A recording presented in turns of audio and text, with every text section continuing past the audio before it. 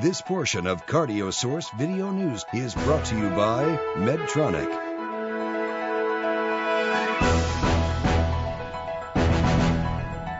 We all recognize that deep vein thrombosis is a major cause of morbidity and mortality. Now, a new study called the TORPEDO Trial looked at the efficacy of percutaneous endovenous intervention compared to anticoagulation to reduce the complications of DVT. Dr. Peter Block joins us with one of the principal investigators. Okay, well, I'm here with Mohsen Sharifi from the cardiovascular consultants in Arizona at Mesa, Arizona, the Arizona Cardiovascular Consultants, I should say. Isn't that right? So, in any case, the TORPEDO trial, and we're outside of coronaries now. We're into deep venous thrombosis. So, tell me, Mohsen, about this trial. What is it? What is it about? What did you learn? What kind of techniques did you use? Thank you, Dr. Block. TORPEDO is the acronym for thrombus obliteration by rapid percutaneous endovenous intervention in deep venous occlusion. As you know, for the last several decades, no major shift has occurred in the approach to treating deep venous thrombosis. Different anticoagulants have been introduced, but in reality, no interventional approach in a prospective fashion has been designed and carried out. The TORPEDO trial is the first randomized controlled trial to look at percutaneous endovenous intervention in the treatment of deep venous thrombosis. So you're getting rid of thrombus in the DVT? Absolutely. And how do you do it? Well, the trial randomized people to those getting anticoagulation alone, plus those who got anticoagulation, plus the interventional approach. The patients were turned into the prone position. Access was gained through ultrasound guidance and using a micropuncture needle through the popliteal vein. Venography was performed, and based on the findings of venography, the appropriate procedure was carried out.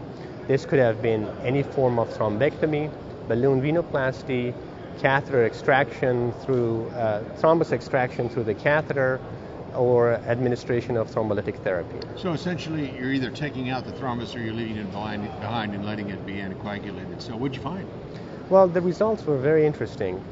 We know that two of the complications of DVT are post-thrombotic syndrome, which plagues people several months to years after, and the other one is recurrence of venous thromboembolic disease, which consists of recurrent DVT and recurrent pulmonary embolism. The results indicated that the interventional group that received intervention in addition to anticoagulation, in those people, recurrent VTE was 4.5% versus 16% in the control group. Similarly, the development of post-thrombotic syndrome was 6.8% in the interventional group versus 29.6% in the control group. Okay, so let's wrap up. Well, how does this information help you with your patient or with my patient that has a DVT? I think DVT should not be ignored and a more aggressive form of approach should be designed in treating these patients. I think the future is open for interventional cardiologists to get more involved in treating venous disease. And as I can predict, in the next few years, there would be more and more cardiologists getting involved in the treatment of DVT. Well, thanks, Mohsen. Another area that interventional cardiologists should look forward into, I guess. Absolutely. Thank you very much. It was a pleasure. Thank you.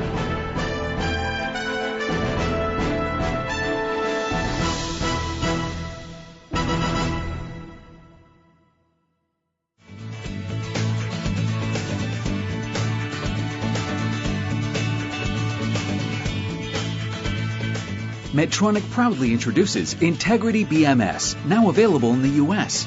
Visit MedtronicStents.com for more information.